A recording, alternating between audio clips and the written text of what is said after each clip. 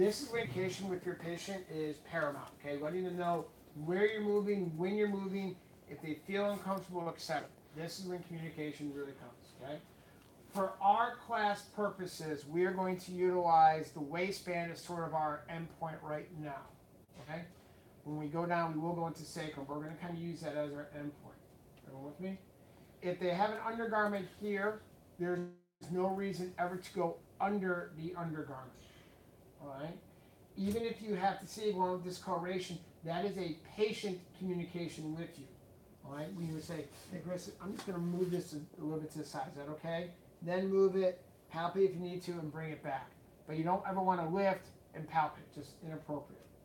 If they are wearing spandex or mesh shorts, that would be ideal. If they have pants on with a belt, you can ask them to sort of unbuckle and just to loosen it up. They do that though. I don't want you ever moving garments. All right, this is true for anything. So if they have this like big belt, it's just in a way you can't palpate. Ask them, would you mind either pushing your shorts up a little bit or just moving them down a little bit? Don't tug them, right? That is not your responsibility. If you are ever palpating really anything, especially your high schools and your adolescents, make sure someone is with you. Don't ever go into a room, close the door. Just bad. You're like, well, I didn't want to embarrass them. There are other ways for privacy than bringing someone into a locker room and closing the door. This is just smart. Everyone with me? And make sure that you are talking, communicating, and telling them exactly what they want to do, or what you are going to do and how they're feeling. Agreed? All right, so, you okay? We're going to start up at your neck, okay? Okay, so we're going to start with the cervicals. These tables are designed just for this. Now, watch your head. Make sure you're supporting your head. All right, so if you bring the table up, I'm going to raise it up a little bit, it'll lock. To drop it, you're going to see there are little knobs right here. Hold your head up, Chris. You got it? As you spin it, you see how it unleashes it, and you can bring it back down. And if you want to bring it a little bit of flexion, you can even move it here. Really expose it, which is what I'm going to do. I'm putting a little bit of cervical flexion just so I can really get her vertebral spinous process to become prominent.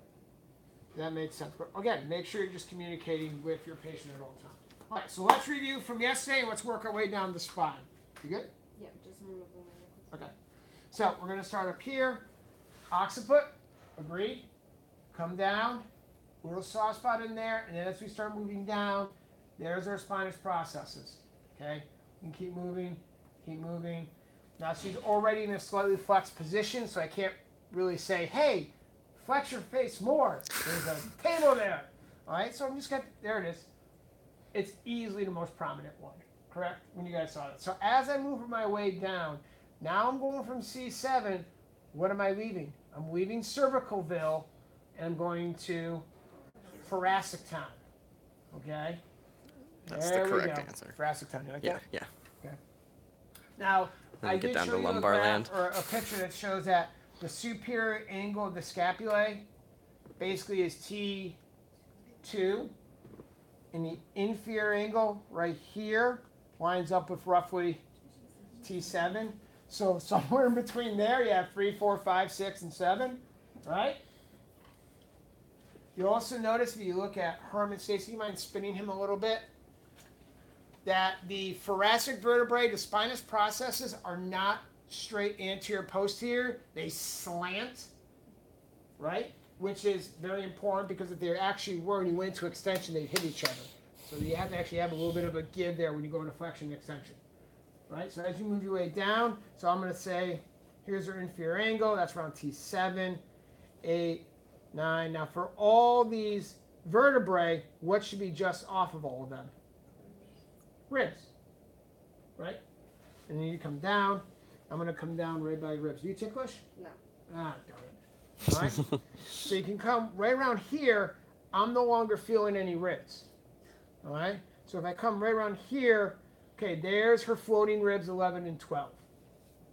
Okay, right around there. You actually follow them. You can actually just palpate and follow the ribs around. So you can start here, follow the ribs around. Coming with me? You are ticklish, aren't you? A little bit. There you go. All right. Again, if it's a female and you're palpating this way, stop. right around here, okay? That makes sense? Just being smart. Obviously, can we palpate the ribs here? No. Why?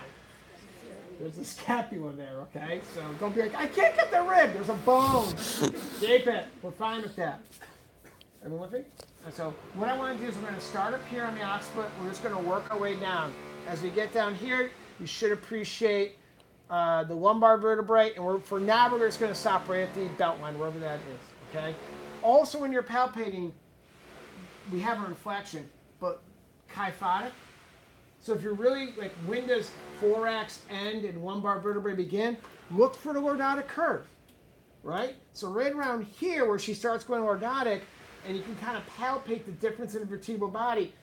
This is like T12, L1, and come up, there's her last rib. So I can use the ribs, the curvature, and just the shape of the spinous processes. I can put, sort of triangulate. I'm on X sense. All right, let's do it. You're good. Thank you.